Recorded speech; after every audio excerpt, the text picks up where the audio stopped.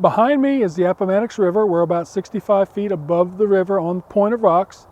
Lincoln here would have been able to see the spires of Petersburg, and he would have been able to view in both directions and see his 10th Corps troops across the river at Broadway Landing and looking west towards Petersburg, seeing the trenches of Petersburg surrounding the city.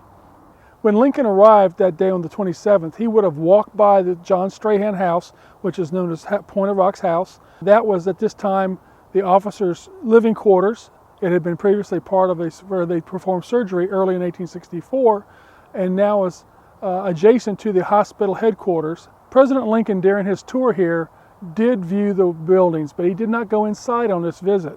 He had other things on his mind, and when he got down to the point itself, he asked to be alone, went out on the point, sat down, put his elbow on his knee, put his head in his hand, and his famous pose, and deliberated whatever thoughts that was on his mind at that time, because just 2 days before he had had his big meeting with all of his general staff on how to end the war. Today, Point of Rocks is all wooded pretty much, and Lincoln would have seen open ground.